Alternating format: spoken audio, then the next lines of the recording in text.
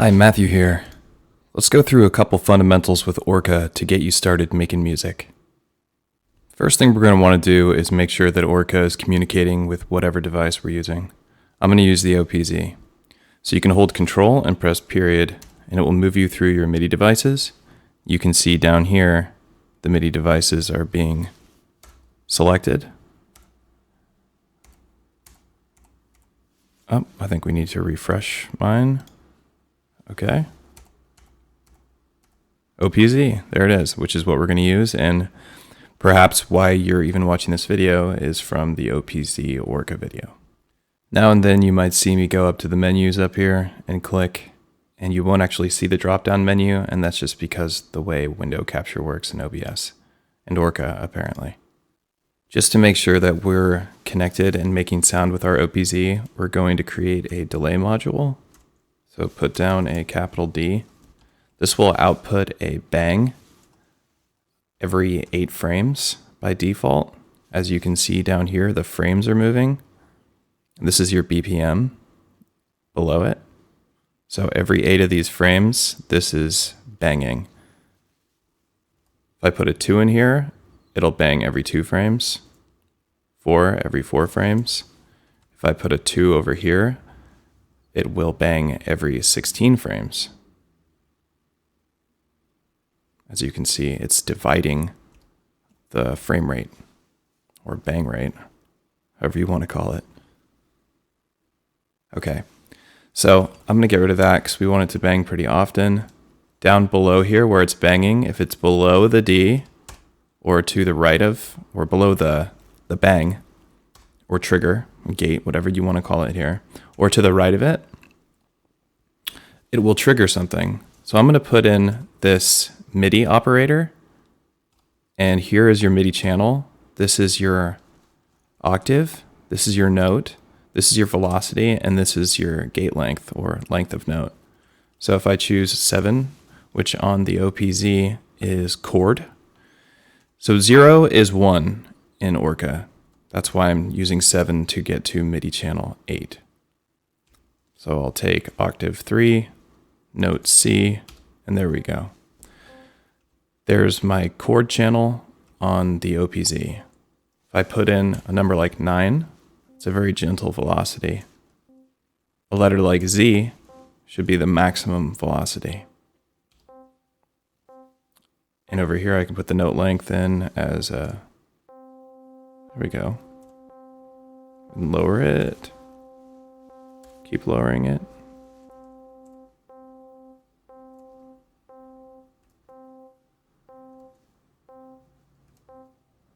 And getting rid of it is the default.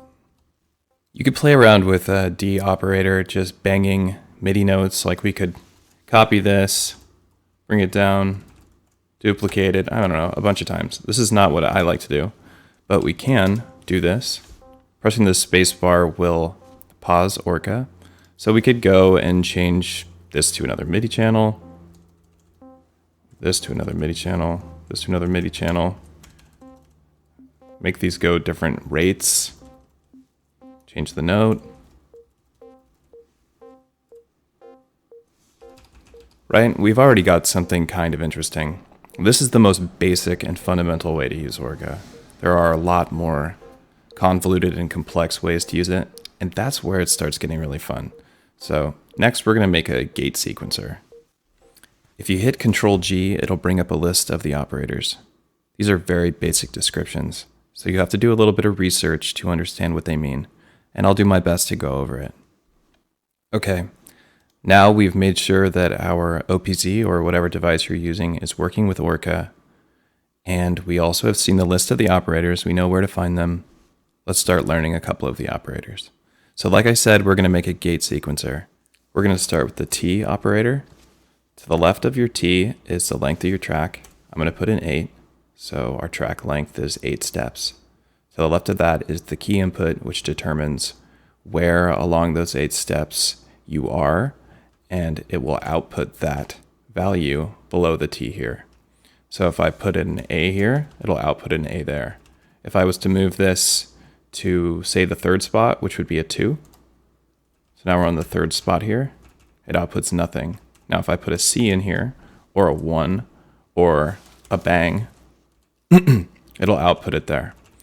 Now, if I want to move across this and have it operate on its own, there's a couple things I can do, but the most basic of them is to use a clock. So a clock by default is counting 8 steps. It's counting at the same speed as your frame rate here. So I can divide that clock here and slow it down. And I can also determine the length of the clock, or how high it counts to, by putting a number in here. So it's counting to 3, a value of 3, counting to a value of 4, which is moving 0, 1, 2, 3. I'm going to change our rate of our clock back to 1 and make the length of our sequencer go all the way to 8 by changing the clock value to count to 8. And below here, I'm going to add a MIDI note operator, and we'll grab a kick drum from whatever device we're using, if it has kick drums. For me, it's the OPZ, and I know that MIDI channel 1 is the kick drum track. So I'll take octave 3, note C, and there we go. 4 on the floor. Some Orca techno. So once again, we can make this really simple. We could just highlight this again, copy it, move down, paste it, move down, paste it. Maybe change this to the snare track.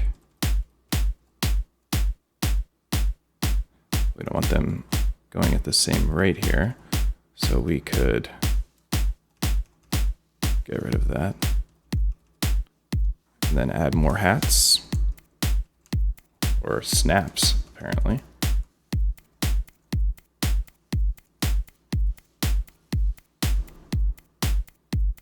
That's interesting. Okay, I'm gonna mute this. So highlight it, Control/. To unmute it, make sure you have it perfectly highlighted, Control/ again. All right, moving on. I'm gonna go over here to some good clean space, not full of convoluted Orca operators. And I'm gonna place another track in. I'm gonna make it 7, and we'll put a clock in that moves to 7. And we'll fill it with the C major scale. Okay. Now we're going to use a new operator. We're going to use a J, or a jumper, and it's jumping the value from above it to below it.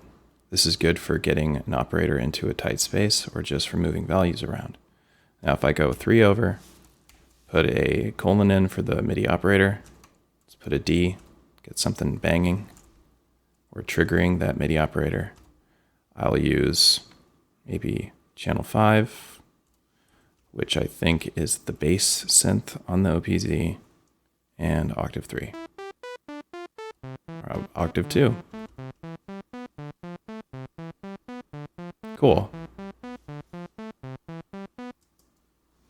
That's nice. So once again, we can take this, copy it, paste it, paste it. So now you're kind of getting the idea. We could change the rate of this clock, maybe the rate of this clock, and perhaps channel 5, channel 6.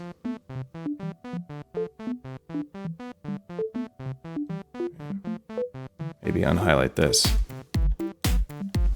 What? Some Nintendo tunes. Cool. Another very basic way to do things in Orca. So I'm going to get rid of these. I'm going to get rid of this. I'm going to move this. Oh, actually I can leave it there. Okay, we're going to use a new operator, the variable operator. So I'm going to put in AV, which is our variable operator. As you can see here, reads and writes a variable. So what is happening here is that this variable is getting this C major scale input to it. So now I can call this variable something. This is where we give it a name. It's called variable A. So if I was to take variable A and put an A here, it's going to output these values from the key input. Something important to note is that Orca reads from top to bottom, left to right. So if I was to copy this and put it below it and change these values, bunch of lowercase e's, you can see these lowercase e's are being output here, but not here. So it's reading this first section and then going down and reading this. That way you can have the same name of a variable output different values. Let's get rid of that. What is so useful about the V operator is it allows you to reuse set values. So for instance, if we want to use the C major scale here to create a chord progression, we could take this value that the V operator is outputting, and we'll put a MIDI operator in, and we'll just use a D again. And we'll use the chord instrument on the OPZ, which is channel 8. And we'll put in octave 3. So we can copy this and paste it and paste it. So we could make triads, or eventually we'll make a triad. Let's get different octaves going. Okay. So just even with this, we could just change how quickly this is banging.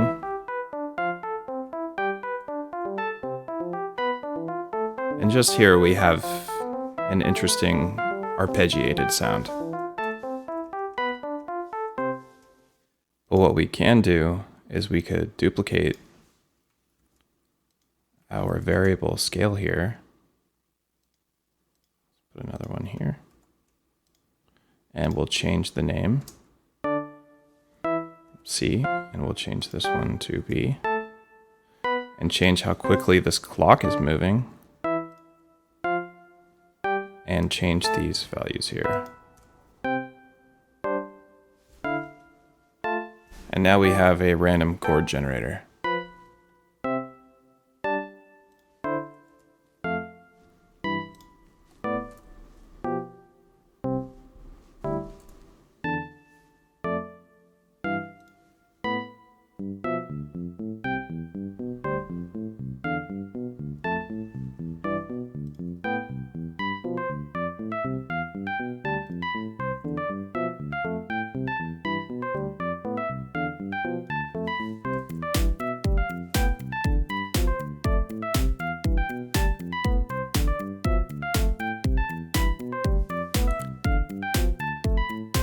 Little jam. Let's create a more interesting way of triggering these MIDI notes here. So I'm going to delete these D operators and their values above there. And I'm going to move this just to make some room. And we're going to bring in the X operator. Sorry, I want it up here actually. The X operator. X writes operand with offset. Cool. So we have X and Y axis here. So if I put a clock in here, it'll move it up and down. If I have the clock here, it'll move it left and right. It could be just a fixed value. So here it is. This is where it will write the operand. So if I put a value in here, say an F for instance, my F will appear here. If I was to take our variable and put variable A, it's going to write it over here, which will be 3 to the right and 5 down. If I remove this, oops, there we go. It'll just have it pop out the bottom. We're not going to use our variable, so I'm going to delete that. And here, I'm going to put an E, which is an east operator. If I hit Control G, E moves eastward or banks. Let me show you what that does. We'll put an E in, and it moves across with the frames at the rate of the frames, and then bangs. Cool. So now to be very simple about things, we could just put a clock in here and let it shoot E's out at our MIDI notes.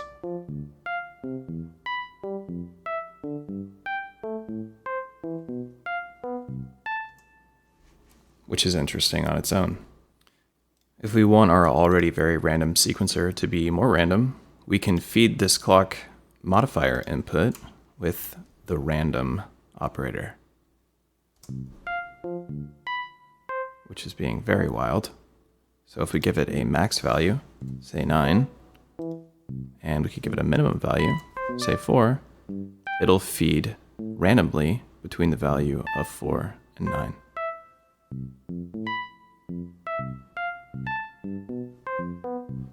Which is pretty interesting.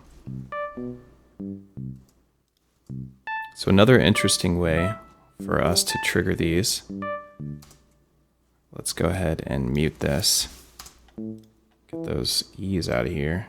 And we're going to move this X, and we'll put it right here. And while it's muted, I'm going to change this E to the asterisk, which bangs, triggers, and we'll unmute it.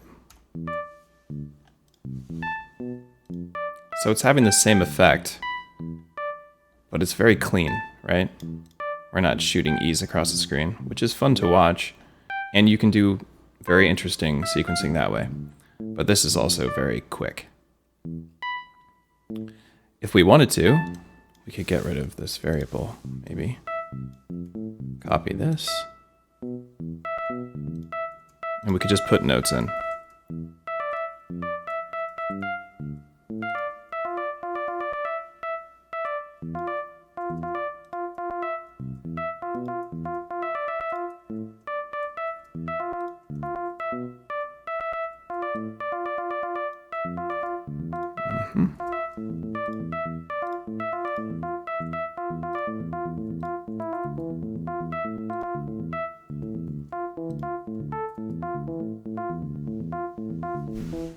So now we have another kind of sequencer. We can mess with this. Just slow the clock down.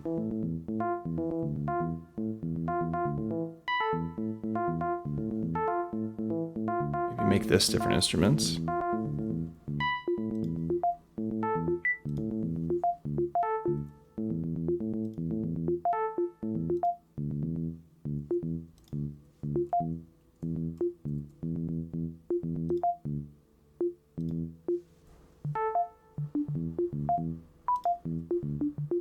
Oops.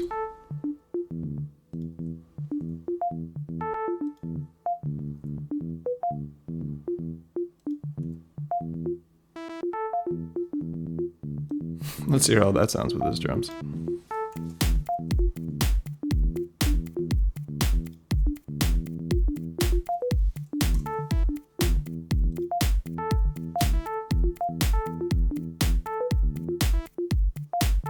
Oh yeah, getting down.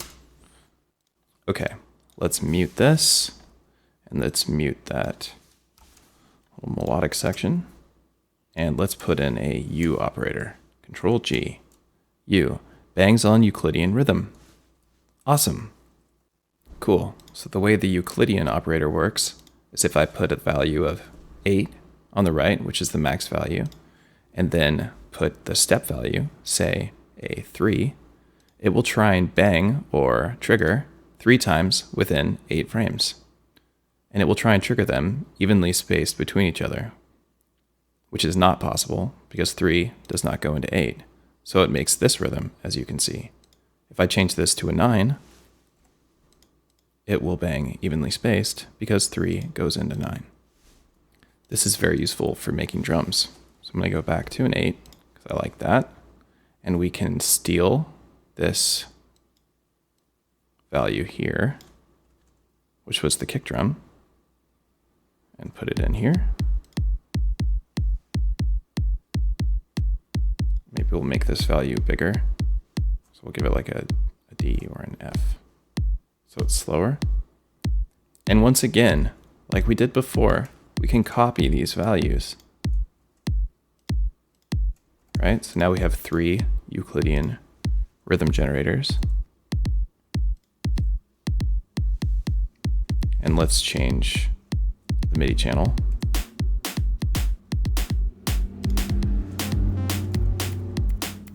Maybe change the note here.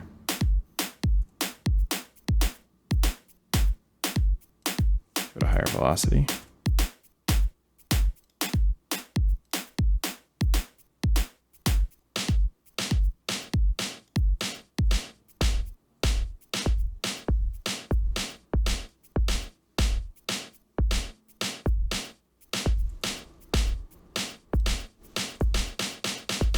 Whoa, don't like that.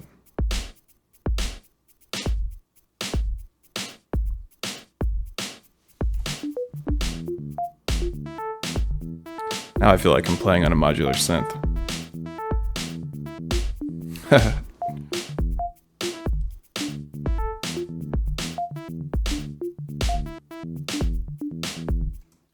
Okay, let's do something else interesting.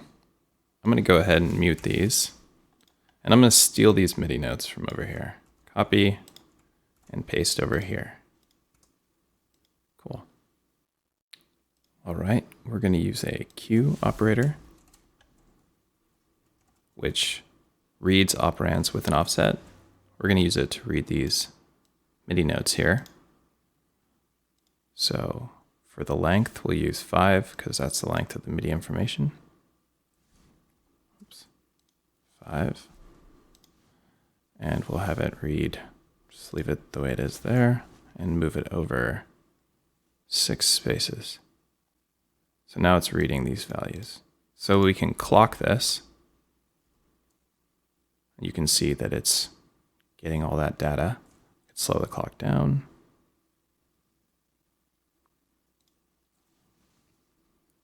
Give it a count. There we go. And then if we want, we can put a MIDI operator here, and we could have something bang it, like a D or a Euclid.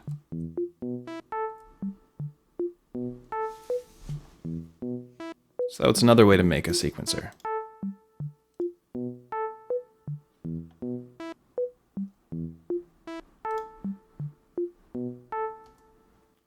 So once again, of course, we can copy and paste it and change some values.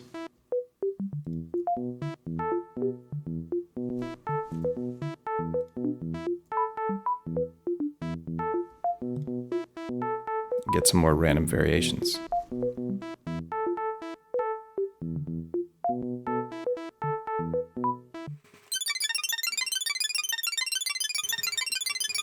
Lowercase letters in Orca function differently than uppercase letters. So if I was to place a lowercase c here, let's go ahead and mute this for a moment, and let the clock run, it won't do anything, but an uppercase C and it works. Let's go back to a lowercase c. If I use the command Control P, I can manually place a trigger or a bang on any of the operators. You can see a 7 appeared below the C. That's because the clock is running every time I hit Control P, essentially changing the lowercase letter to an uppercase letter. Now, when it comes to notes, and something that reads notes, lowercase means sharps. So if I change these Fs to F sharps, we move to the G major scale.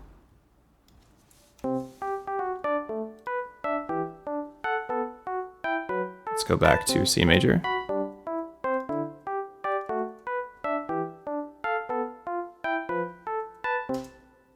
Very cool. Hitting Control I will allow us to type into Orca. Hi, this is me typing. Hitting Control K will allow us to type into the console, such as a message like BPM:80.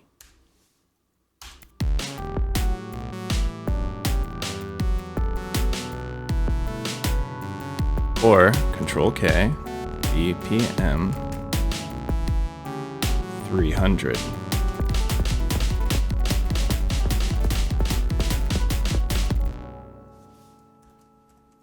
Let's bring the BPM back. Let's leave it at like 100. You're also able to do this inside of Orca using the $, which will send a message to Orca. You can see here, sends Orca command. And we could go into Control I mode again, BPM, :80. Go out of that mode. We could highlight this, bring it down here, and maybe give it another value, like 150. Now we could use 2 different delay modules at different rates to bang them at different times. Now we get some really glitchy clocking. I think this should be enough to get you started with Orca. If you like this content, please like the video, subscribe to my channel, and if you're interested in supporting me, you can check out my Patreon. There's a link for it below. Thanks for watching.